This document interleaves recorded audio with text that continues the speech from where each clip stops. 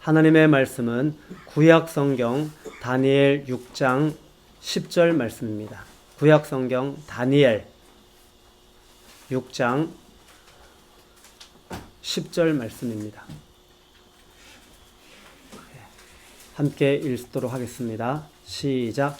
다니엘이 이 조서에 왕의 도장이 찍힌 것을 알고도 자기 집에 돌아가서는 윗방에 올라가 예루살렘으로 향한 창문을 열고 전에 하던 대로 하루 3번씩 무릎을 꿇고 기도하며 그의 하나님께 감사하였더라. 아멘. 이 말씀을 이렇게 찾아 접어두시고 신약 성경 보겠습니다. 누가복음 23장 1절로 7절 말씀입니다.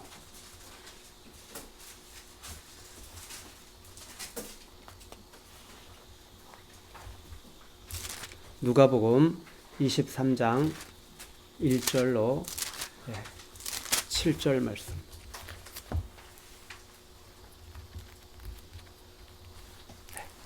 함께 읽도록 하겠습니다. 시작. 무리가 다 일어나 예수를 빌라도에게 끌고 가서 고발하여 이르되 우리가 이 사람을 보매 우리 백성을 미혹하고 가이사에게 세금 바치는 것을 금하며 자칭 왕 그리스도라 하더이다 하니 빌라도가 예수께 물어 이르되 내가 유대인의 왕이냐 대답하여 이르시되 내 말이 옳도다. 빌라도가 대제사장들과 무리에게 이르되 내가 보니 이 사람에게 죄가 없도다 하니 무리가 더욱 강하게 말하되 그가 온 유대에서 가르치고 갈릴리에서부터 시작하여 여기까지 와서 백성을 소동하게 하나이다. 빌라도가 듣고 그가 갈릴리 사람이냐 물어 헤롯의 관할에 속한 줄을 알고 헤롯에게 보내니 그때 헤롯이 예루살렘에 있더라. 아멘. 우리 옆에 분에게 주님만 기대하십시다. 아멘. 저는 이번 주에 그 한 지체와 교제하는 시간이 있었습니다. 교제를 통하여 왜곡이라는 주제를 생각하게 되었습니다. 그 지체는 이런 이야기를 했습니다. 최근에 외부에서 자신에 대한 이야기를 한 것을 들었는데 그 내용은 사실과 달랐고 무엇보다도 자신에 대하여 직접 확인하지 않은 이야기를 한 것이었다는 것입니다. 그 이야기를 듣고 마음이 어려웠다는 것을 나누어 주었습니다. 또 한 가지는 저도 최근에 저에 대한 이야기를 들었습니다. 근데 그 이야기는 사실인 것도 있었고 사실이 아닌 것도 있었습니다. 근데 그 이야기를 들으면서 반응하는 저의 정서는 사실이 아닌 이야기는 당연히 어려웠지만 사실인 이야기를 들어도 제 마음이 어려웠다는 것입니다. 그러면서 사실이 아닌 이야기와 사실인 이야기를 들을 때 그리스도인은 왜 어려워하는지 그리고 그 상황 속에서 어떻게 반응해야 하는지를 생각하면서 오늘 말씀을 준비하게 되었습니다. 오늘 말씀 제목은 따라하십시다. 당신은 정말 그리스도인이었군요. 이 제목으로 말씀을 나누려고 합니다. 오늘 우리가 읽은 신약성경 누가복음 23장 본문 말씀을 보도록 하겠습니다. 이 본문은 장로들과 대제사장들과 그리고 서기관들이 예수님을 잡아서 빌라도에게 끌고 가 고발한 그 현장의 스토리입니다. 고발의 현장에서 이 빌라도가 예수님에게 내가 유대인의 왕이냐라고 질문을 합니다. 이 질문에 예수님이 내 말이 옳도다라고 대답을 하셨습니다. 그러자 빌라도는 이 사람에게는 죄가 없다라고 이렇게 선언을 하였습니다. 그러자 예수님을 고발한 무리들이 이 빌라도의 선언에 동의를 하지 않았습니다. 그러자 빌라도가 예수가 어디 사람이냐 그러면서 갈릴리 사람인 것을 확인하고 이 갈릴리는 헤롯의 관할에 속하였기 때문에 그래서 자기가 이 고발한 예수를 담당하지 않고 헤롯에게 보내기로 결정을 해서 예루살렘에 헤롯이 머물고 있었는데 그 예수를 예루살렘으로 이렇게 보내게 되어집니다. 헤롯에게 보내게 되는 거죠. 이것이 본문의 내용입니다. 오늘 본문을 통하여 주시는 진리의 말씀을 우리 각 사람에게 주님이 들려주실 터인데 마음으로 받으시는 은혜의 시간이 되기를 부탁을 드립니다. 우리 1절, 2절 말씀을 보겠습니다. 함께 읽을까요? 시작.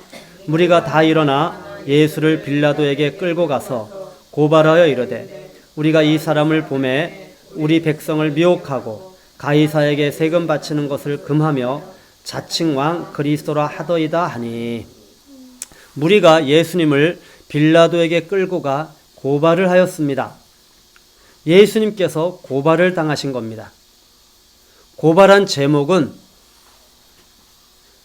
백성을 미혹하였다는 것이고 가이사에게 세금 바치는 것을 금하였다는 것이고 그리고 자칭 왕 그리스도라고 하였다는 것이었습니다. 이 세 가지가 고발한 내용이었습니다. 예수님이 백성을 미혹하였다고 고발하였는데 예수님은 백성들을 미혹한 적이 없으십니다. 여기서 미혹하다는 단어의 뜻은 잘못된 길로 인도하다는 뜻의 디아스트레포의 현재 분사형입니다. 예수님이 백성들을 잘못된 길로 인도하였다고 고발을 한 겁니다. 예수님은 백성들을 잘못된 길로 인도한 것이 아니라 오히려 생명의 길로 인도하셨습니다. 두 번째로 예수님은 가이사에게 세금을 바치는 것을 금하였다고 고발을 하였는데 예수님은 그런 적이 없으셨습니다. 오히려 가이사의 것은 가이사에게, 하나님의 것은 하나님에게 바치라고 그렇게 가르치셨습니다. 예수님은 자칭 왕이라고 고발을 하였는데 그런 적이 없으셨습니다. 오히려 반대로 많은 무리들이 예수님을 왕으로 삼으려고 쫓아다녔습니다. 그때 예수님은 오히려 피하셨습니다. 그러면서 하나님 나라의 복음을 선포하셨습니다. 그리고 고발한 내용 중에 오직 한 가지 사실, 그것은 그리스도라고 하는 것입니다.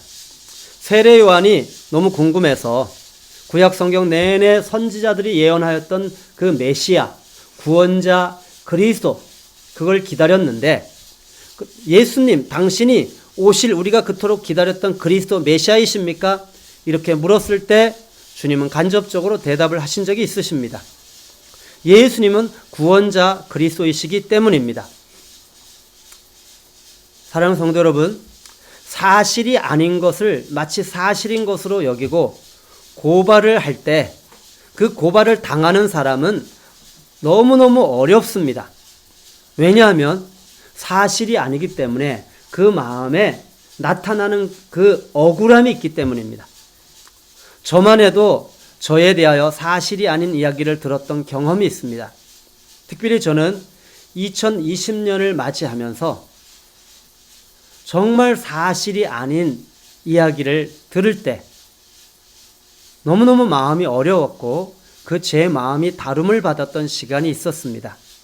그리고 어떻게 반응해야 되는지를 실제적으로 이론이 아니라 이론으로 알고 있던 진리를 실제로 배우는 시간을 경험했던 적이 있습니다.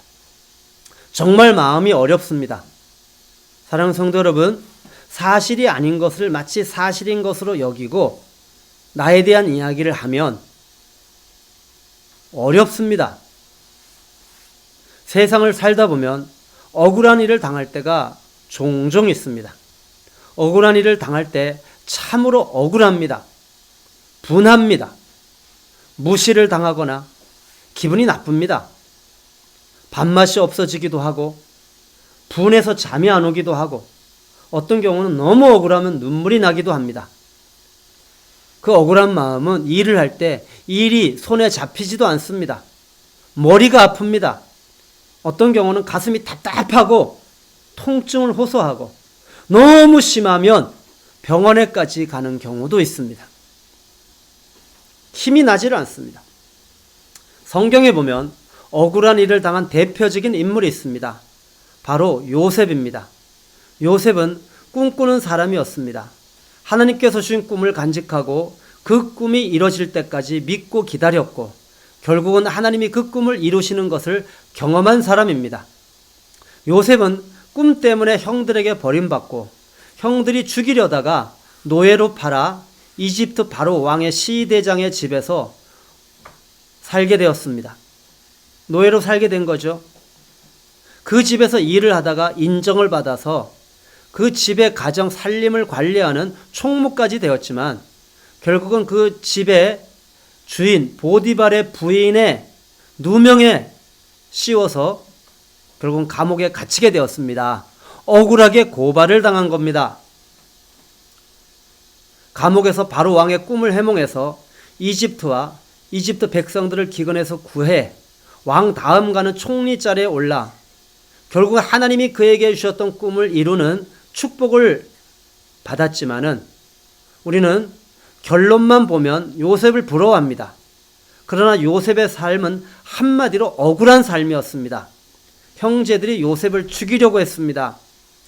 형들이 노예로 팔았습니다. 보디발의 아내가 강간죄로 누명을 씌웠습니다. 그리고 감옥에 갇혀서 죄수가 되어서 살아야 했습니다. 얼마나 억울하였겠습니까? 사랑하는 성도 여러분, 이런 억울함을 당하는 일은 우리가 살아가는 인생사에서 자주 일어납니다.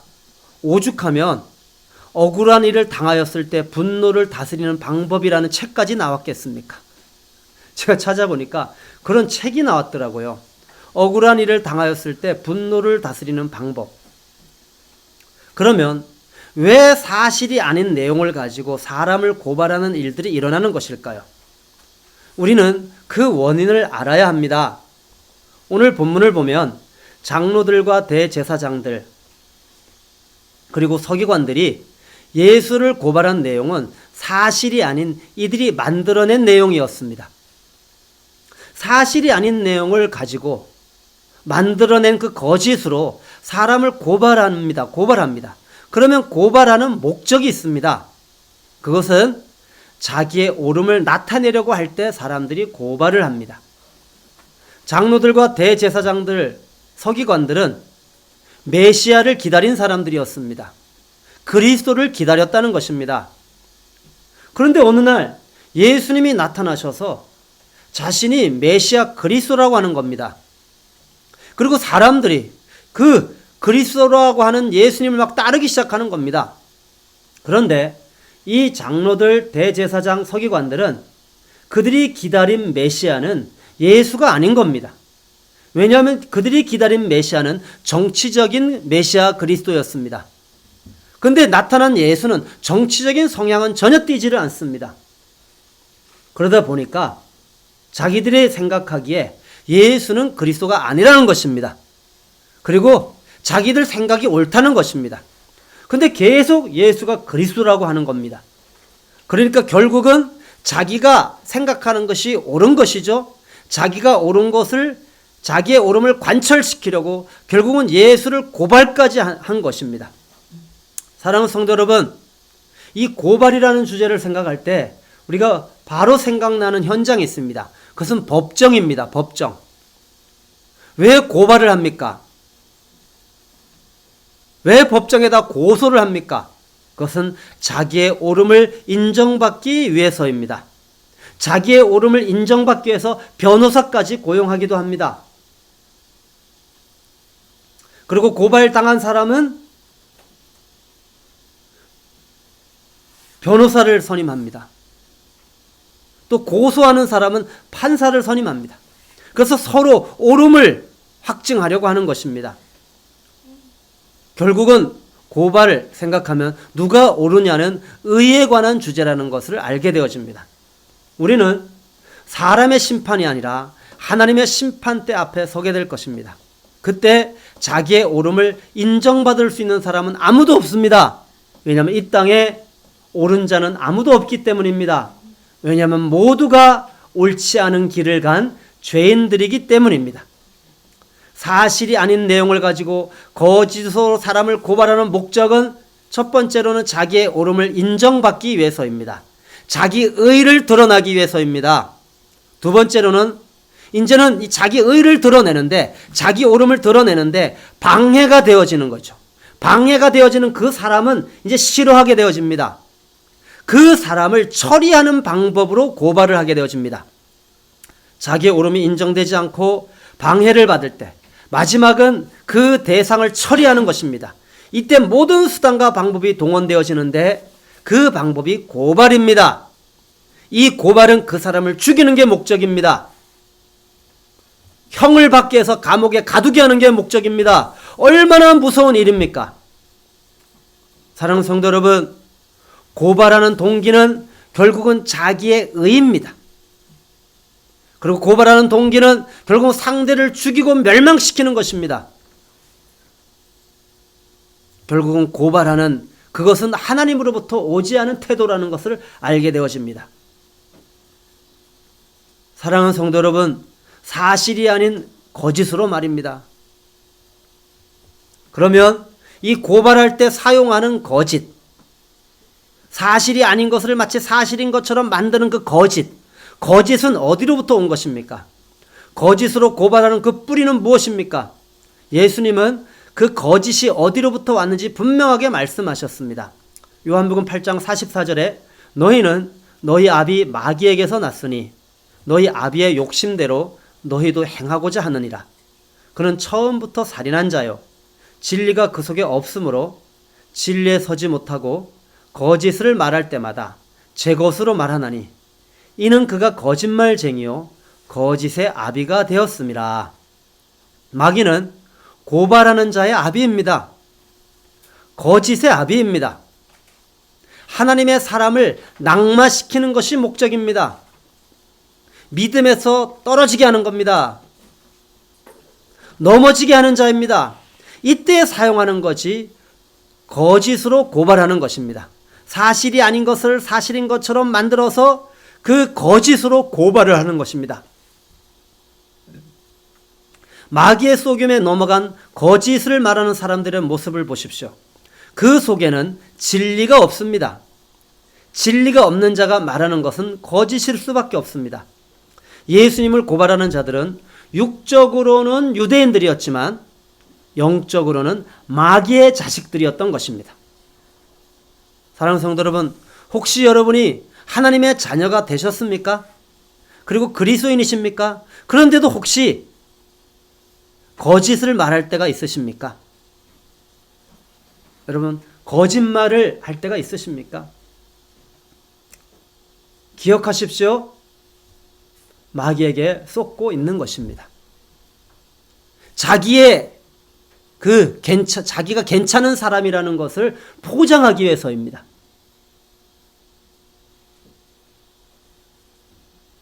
사랑하는 성도 여러분, 이때 거짓을 말하는 마귀의 자식인 나는 십자가에 죽었고 진리신 예수님께 속한 자로 여기시기 바랍니다.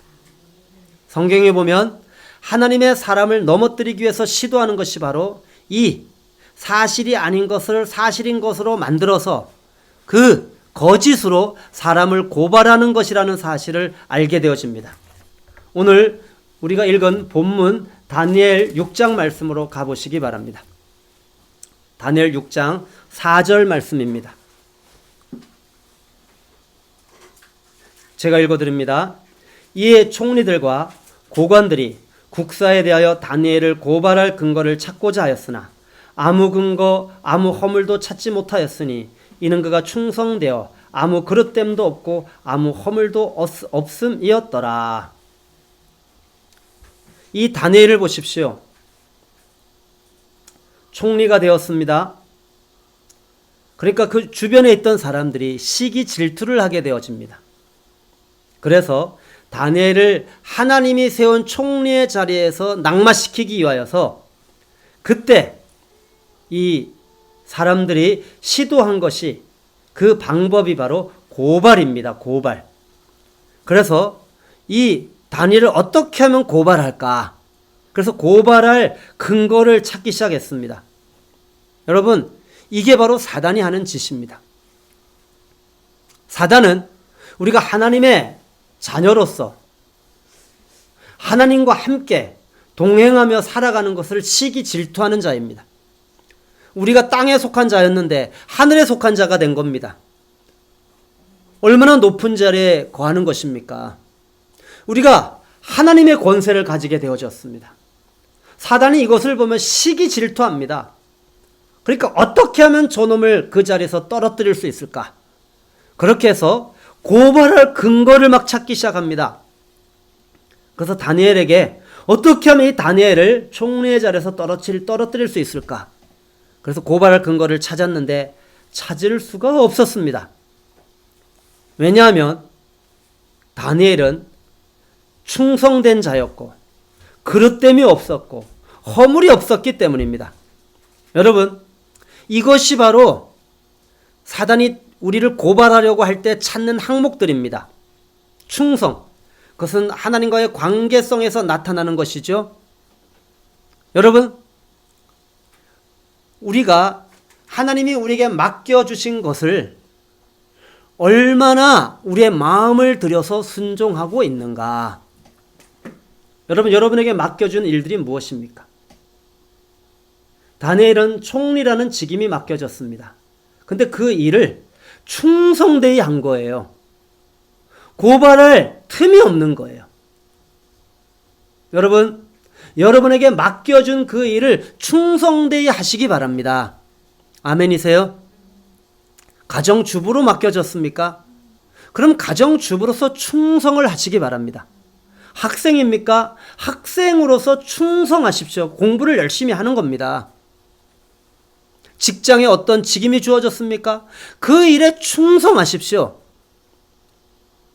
만약에 우리 그리스도인이 되어서 하나님이 우리에게 맡겨진 일을 충성되이 하지 아니하면 바로 사단이 우리를 고발하는 것입니다. 그릇됨이 없었습니다. 다시 말하면 하나님께서 우리에게 주시는 그 정당한 보수, 그것 외에 다른 것을 챙기지 않았다는 것입니다. 뇌물을 받지 않았다는 겁니다. 허물이 없었습니다. 허물이 없었습니다. 다시 말하면 도덕 윤리적으로도 그에게 틈이 없었다는 것입니다. 이것이 바로 다니엘 도전받은 것이었고 다니엘은 틈을 보이지 않았습니다. 그리스도인들이 점검받아야 하는 항목들입니다. 이제 다니엘에게 이 틈을 찾지 못하자 이들이 시도한 방법이 있었습니다. 6장 5절을 읽어보십시오. 시작. 그들이 이르되 이 다니엘은 하나님의 율법에서 근거를 찾지 못하면 그를 고발할 수 없으리라. 왜냐하면 다니엘은 하나님의 율법을 지키는 사람입니다. 하나님의 법을 지키는 사람이었죠. 이걸 이미 다니엘을 시기하고 질투하는 사람들이 다 알고 있었습니다. 그러니까 이제 다니엘이 걸려들도록 한 가지 방법을 만들었습니다. 그들은 다니엘을 고발하기 위한 한 가지 방법. 그들은 왕에게 새로운 법을 정하기를 청하였습니다. 그것은 뭐냐 하면은 이 다리오 왕에게 당신은 많은 백성들이 당신에게 절을 하고 그죠? 경배하잖아요. 근데 다니엘은 하나님에게 경배하고 하나님에게 기도하는 사람이었어요. 그러니까 이것들이 다니엘을 고발하기 위해서 방법을 만들었는데 그것은 30일 동안 누구든지 왕 외에 어떤 신에게나 사람에게 절을 하면 무엇을 구하면 사자굴에 던져 넣는 법을 만들라는 것입니다. 1년 동안도 아니고 2년도 아니고 30일 동안만 왕이시여 이 법을 한번 만들어서 시행해 보십시오. 그러면 모든 백성들이 어떤 신보다도 어떤 사람보다도 당신에게만 경배하면 당신에게만 절을 하면 당신이 정말로 이 왕으로서 높임을 받게 되지 않겠습니까? 당신의 왕위가 굳건해지게 되지 않겠습니까? 이렇게 요청을 한 거예요. 만약에 당신 이외에 다른 신에게 사람에게 절을 하거나 구하면 사자굴에 던져 놓도록 하십시오. 그 벌로. 이것은 세상 가치관으로 볼 때는 따라하십시다. 어길 수밖에 없는 법. 이 세상 가치관으로 볼 때 이들이 만든 법은 어길 수밖에 없는 법이었습니다. 세상 사람들은 그 법을 지킬 수밖에 없습니다. 근데 이들이 다니엘에게 적용하기 위해서 이 법을 만든 거죠. 다니엘은 이 법을 어길 수밖에 없는 거예요. 여러분, 이게 함정입니다. 법을 만들면 다니엘은 그 법을 어길 수밖에 없다는 걸 안 거예요. 그래서 어길 수밖에 없는 법을 만든 거죠. 여러분, 왜 이렇게 하였습니까? 새로 만든 법을 다니엘이 지키면 다니엘의 신앙이 무너집니다. 그 다음에 이 새로 만든 법을 다니엘이 어기면 다니엘은 사자굴에 던져지게 됩니다. 다니엘이 어떤 선택을 하여도 이들이 생각할 때는 다니엘은 끝이었습니다. 그리고 또한 이들은 알고 있었습니다. 이들의 목적은 다니엘을 죽이는 것이었습니다. 사랑하는 성도 여러분, 우리를 고발하는 목적이 무엇이라고요? 우리를 넘어뜨리는 거예요. 우리를 심판을 받아서 벌을 받게 하는 거예요. 사랑하는 성도 여러분, 사단은 죽이고 멸망시키는 게 목적입니다. 이들은 알고 있었죠. 이 법을 정하면 다니엘은 반드시 절을 하지 않을 거야. 그러면 이 법을 어기게 되어지고 그리고 죽게 되어질 거야. 다니엘은 결코 포기하지 않을 거야. 그의 신앙을 알고 있었습니다. 여러분, 어길 수밖에 없는 법을 만드는 이들을 통하여 우리가 알게 되어지는 진리가 있습니다. 따라 하십시다. 대적으로부터 인정받는 신앙. 여러분, 이런 신앙을 가져야 됩니다. 이것이 하나님께 속한 자의 신앙입니다. 어떤 상황에서도 하나님을 선택할 것을 대적들도 아는 신앙 말입니다. 다니엘은 세상의 법의 요구와 하나님의 법의 요구 사이에 서 있습니다. 우리도 다니엘과 같이 서서 선택하여야 합니다. 이때 세 부류로 나누어집니다. 첫째는 세상의 법의 요구를 따르는 자들입니다. 둘째는 중간지대를 만들어서 양다리를 걸치는 자들입니다. 실상은 중간지대는 존재하지 않습니다. 쏟고 있을 뿐입니다. 셋째는 하나님의 법, 신앙을 선택하는 자들입니다. 오늘 10절을 보십시오. 다니엘이 이 조세 왕의 도장이 찍힌 것을 알고도 자기 집에 돌아가서는 윗방에 올라가 예루살렘으로 향한 창문을 열고 전에 하던 대로 하루 3번씩 무릎을 꿇고 기도하며 그의 하나님께 감사하였더라. 따라 하십시다. 알고도 전에 행하던 대로. 알고도. 다니엘의 자리는 세상이 볼 때는 성공한 자리였습니다. 사람들은 성공을 쉽게 포기하지 못합니다. 이것이 사단이 공격하는 지점입니다.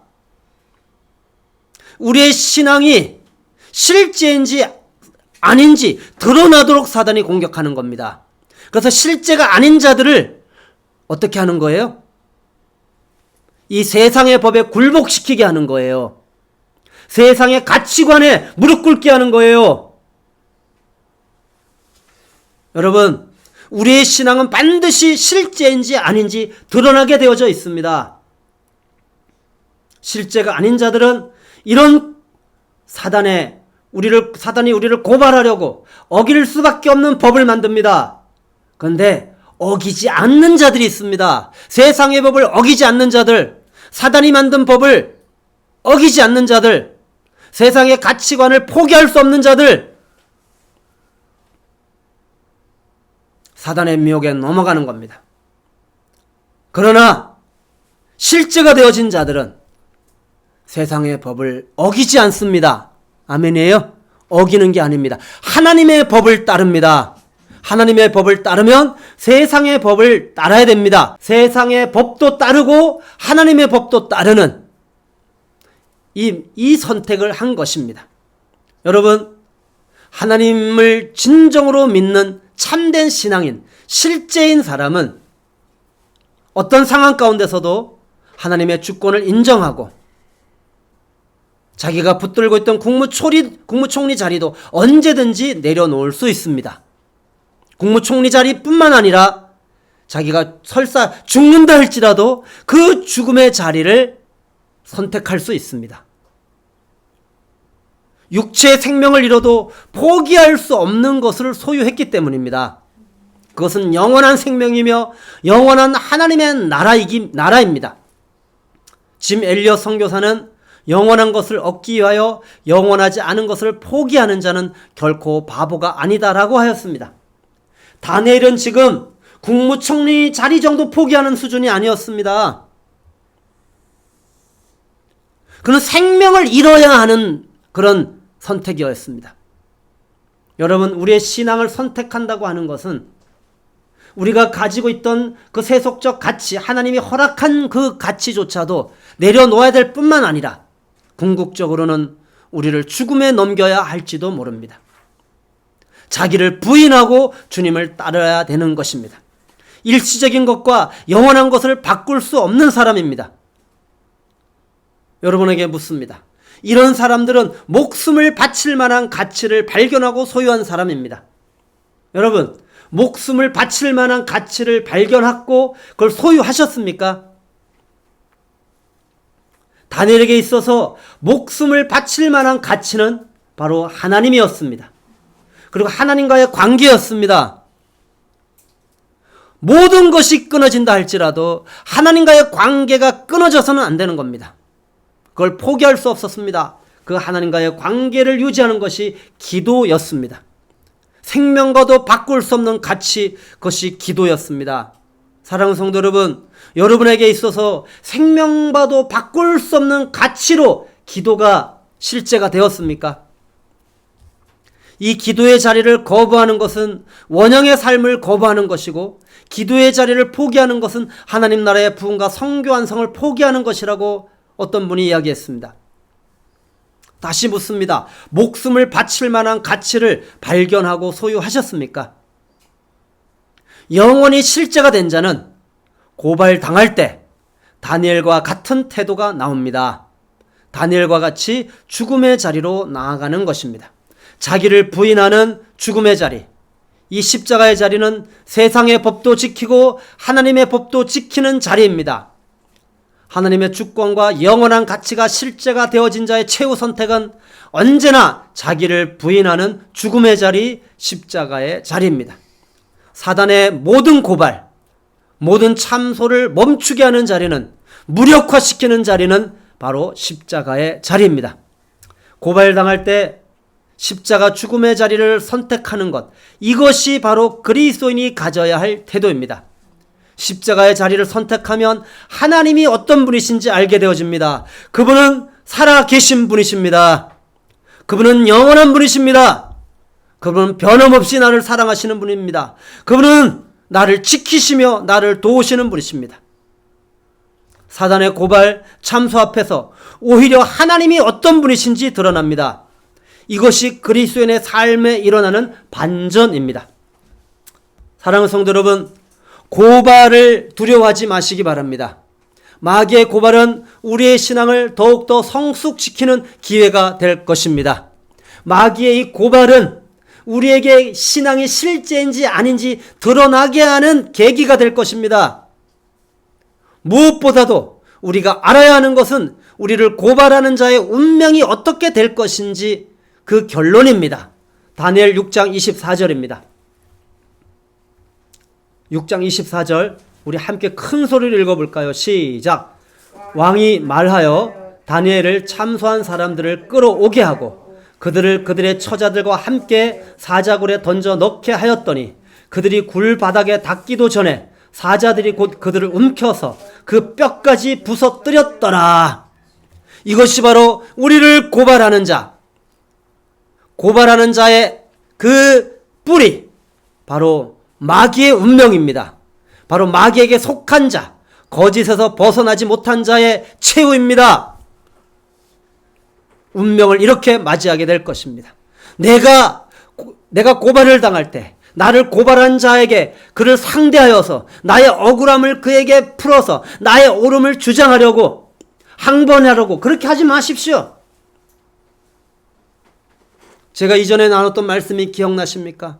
누가 너를 송사하여 너를 고발하거든 길을 함께 그 재판을 받기 위해서 길을 가다가 얼렁 합의하라. 그래, 네가 고발한 내용 내가 인정한다. 아니 나는 그보다 더한 놈이다라고 인정하라는 거예요. 십자가로 가라는 거예요. 자기를 부인하라는 거예요. 내가 어떤 존재였는지를 기억하라는 거예요. 여러분, 그때 우리에게 놀라운 하나님의 역사가 일어납니다. 아멘. 사망은 내 안에 역사하고 생명은 그에게 역사하고 또 생명이 내 안에 역사하는 놀라운 이 생명의 비밀이 열려집니다. 그리고 나를 고발하였던 자는 그가 회개하지 않고 돌이키지 아니하면 하나님의 심판 가운데 반드시 형벌을 받게 되어질 것입니다. 이것이 오늘 우리가 읽은 말씀의 사실입니다. 마귀의 운명은 어떻게 됩니까? 계시록 12장 10절에 내가 또 들으니 하늘에 큰 음성이 있어 이르되 이제 우리 하나님의 구원과 능력과 나라와 또 그의 그리스도의 권세가 나타났으니 우리 형제들을 참소하던 자 곧 우리 하나님 앞에서 밤낮 참소하던 자가 쫓겨났고 우리를 참소하고 고발하던 자가 쫓겨납니다. 20장 10절 그들을 미혹하는 마귀가 불과 유황못에 던져지니 거기는 그 짐승과 거짓 선지자도 있어 세세토록 밤낮 괴로움을 받으리라. 쫓겨났는데 참소하고 고발하던 이 마귀가 쫓겨났는데 어디로 쫓겨나는고 했더니만 불과 유황못에 던져졌습니다. 계시록 21장 8절 두려워하는 자들과 믿지 아니하는 자들과 흉악한 자들과 살인자들과 음행하는 자들과 점술가들과 우상숭배자들과 거짓말하는 모든 자들은 거짓말하는 자들 고발하는 자들은 불과 유황으로 타는 못에 던져지리니 이것이 둘째 사망이라. 사랑하는 성도 여러분, 고발당할 때 하나님의 주권을 인정하시기 바랍니다. 하나님이 심판주가 되십니다. 아멘이에요. 거짓은 사라질 것입니다. 진리만이 영원히 남을 것입니다. 여러분 무엇을 선택하시겠습니까? 이제 우리는 너무도 분명한 이 결론을 붙들고 억울하게 고발을 당하신 예수님께서 어떻게 반응하셨는지 우리는 이 성경 본문을 통하여 다시 보게 되어집니다. 누가복음 23장 말씀으로 돌아가겠습니다. 고발을 당하신 예수님에게 빌라도가 질문을 합니다. 내가 유대인의 왕이냐? 3절 말씀입니다. 이 빌라도의 질문에 예수님이 대답을 하셨습니다. 내 말이 옳도다. 예수님은 대제사장들과 장로들이 고발하였던 항목 중에서 이 그리스도라고 한 항목에 대하여 인정하신 것입니다. 예수님의 대답을 통하여 따라하십시다. 결코 거부할 수 없는 질문. 이 사실을 보게 되어집니다. 그리스도. 이것은 창세전 삼위 하나님 안에서 계획된 비밀이었습니다. 이 그리스도의 비밀은 죄 가운데 빠진 당신의 백성들을 구원하시려는 영원전의 하나님의 뜻이었으며 예정이었습니다. 하나님은 수많은 선지자들을 통하여 이 그리스도를 보내주시겠다고 약속하셨습니다. 그리고 때가 참에 당신의 아들 예수를 이 땅에 그리스도로 보내주셨습니다.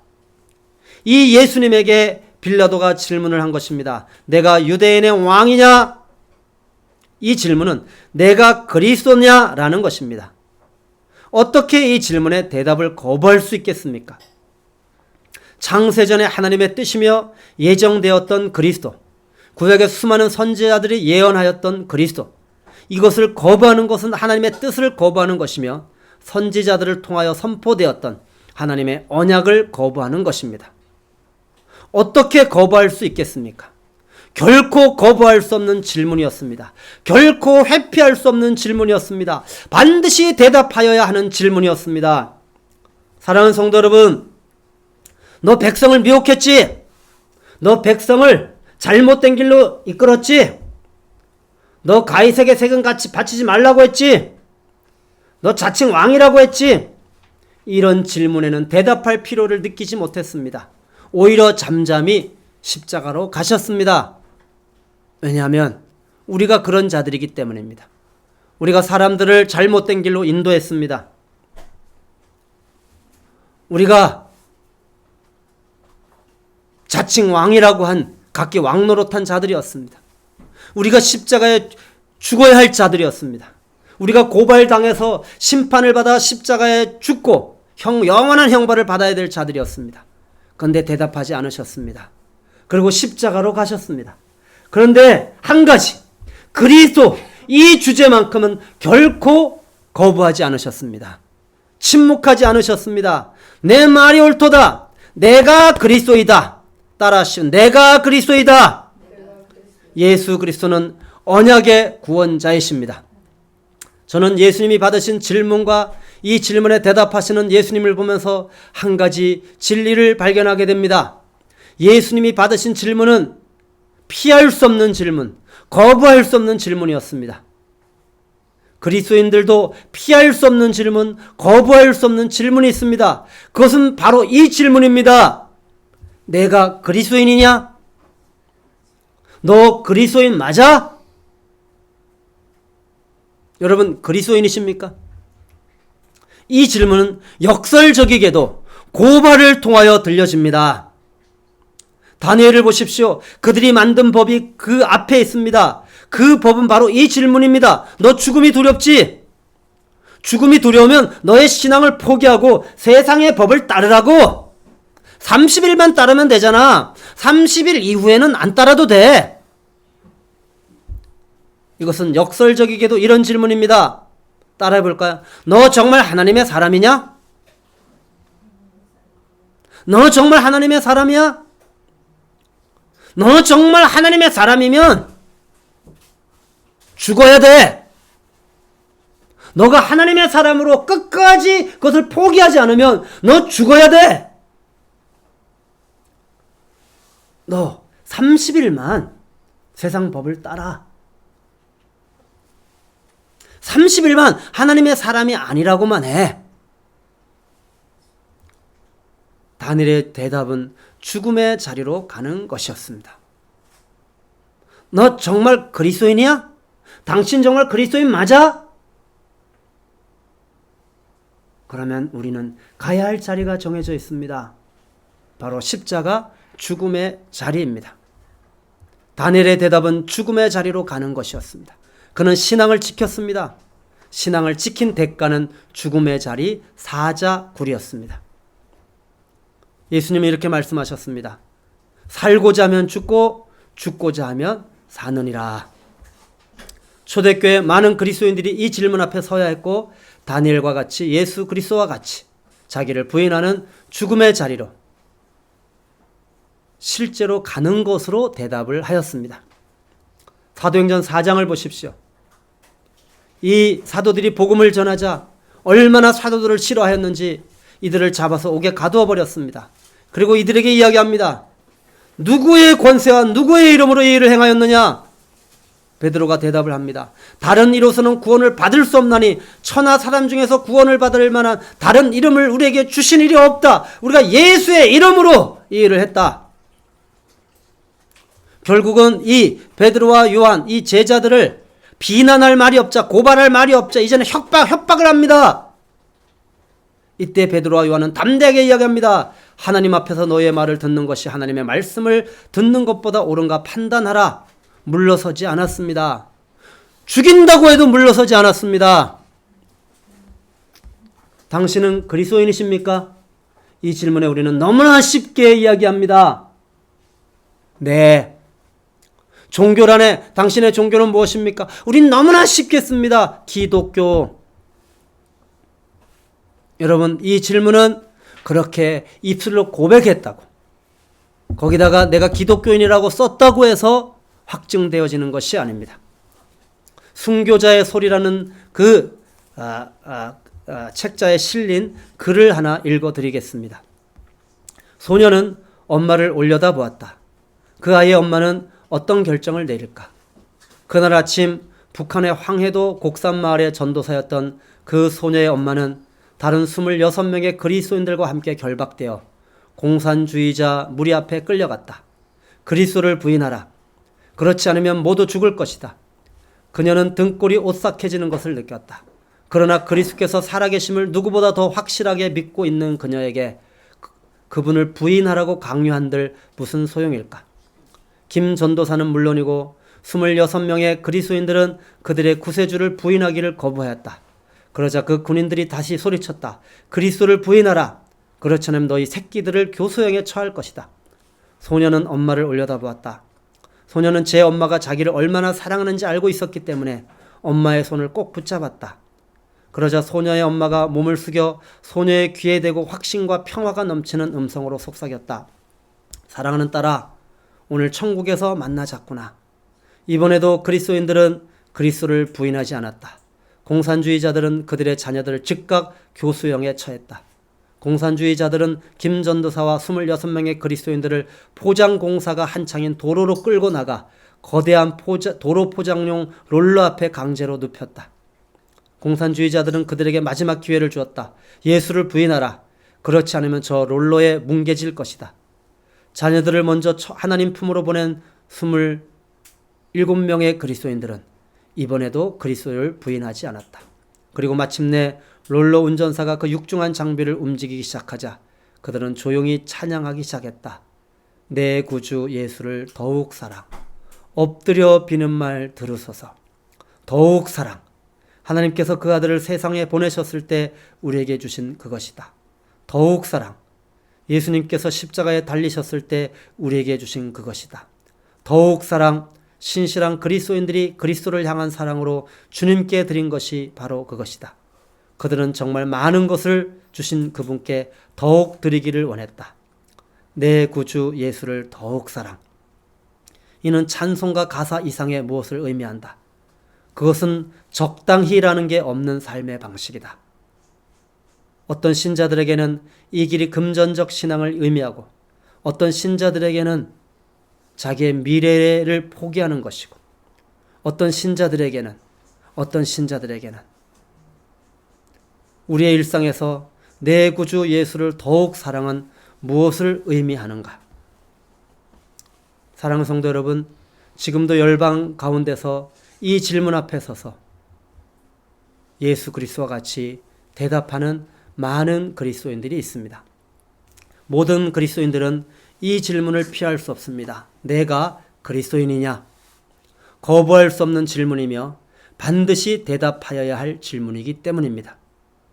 이 질문은 세상이 그리스도인의 일상의 삶의 현장에서 무언의 눈빛으로 우리에게 질문을 하고 있습니다. 어떤 경우는 눈에 보여지도록 협박을 하기도 합니다.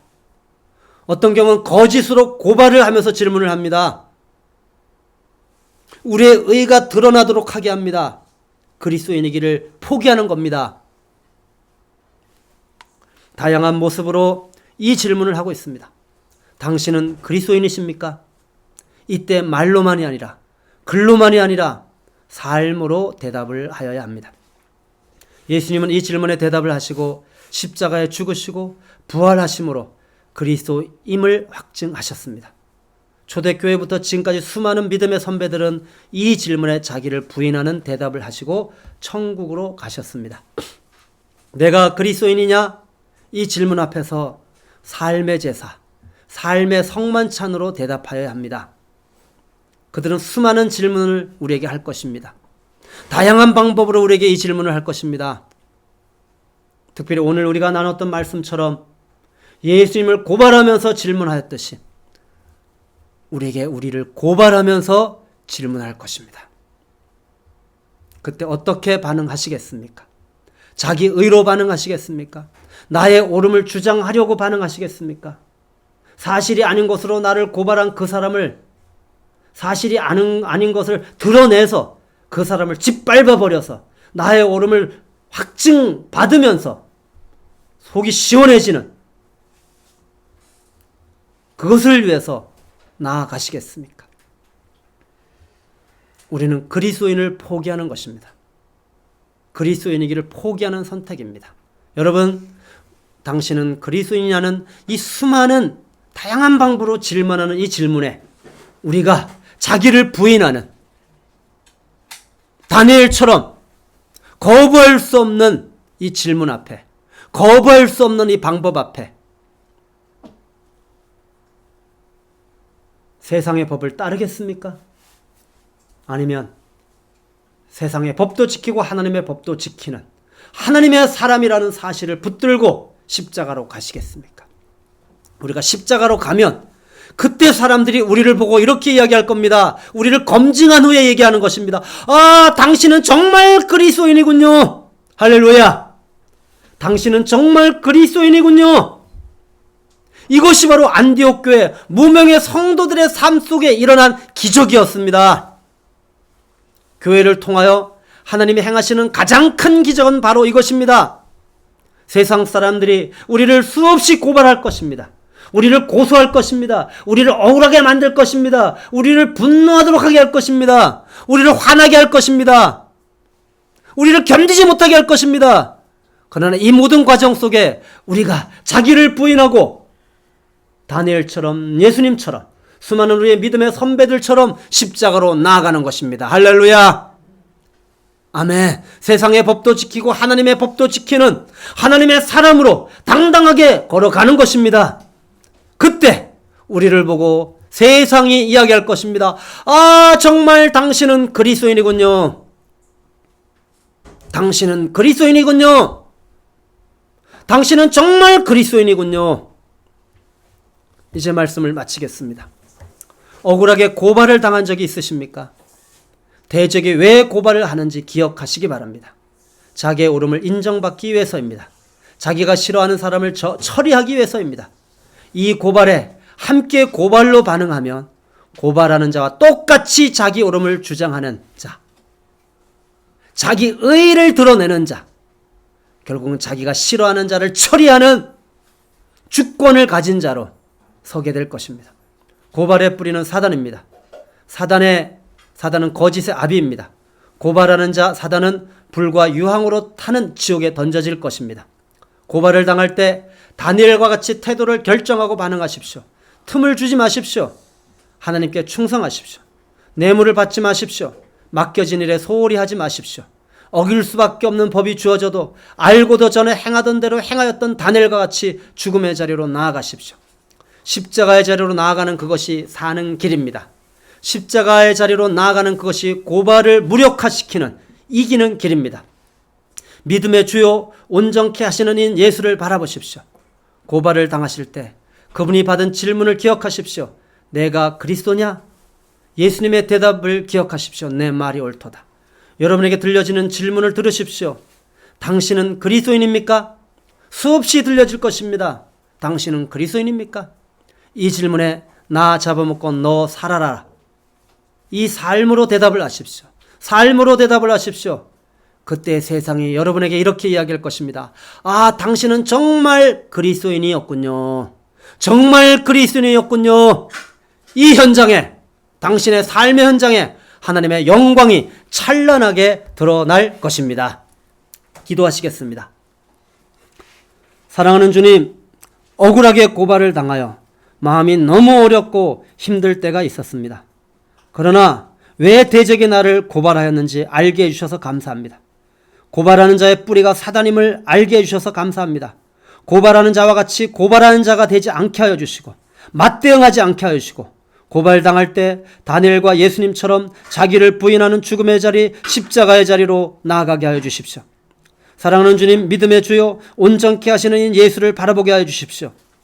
내가 그리스도냐? 이 질문에 당당하게 내 말이 옳도다라고 대답했던 주님을 보게 하여 주시고 일상의 삶에서 당신은 그리스도인입니까? 라는 수없이 묻는 다양한 방법으로 묻는 이 질문 앞에 삶으로 대답하게 하여 주십시오.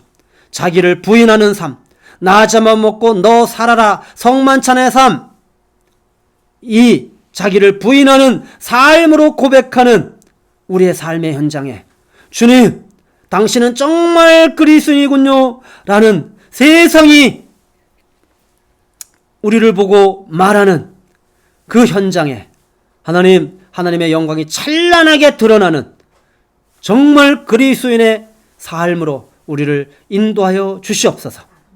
예수 그리스도의 이름으로 기도드렸습니다.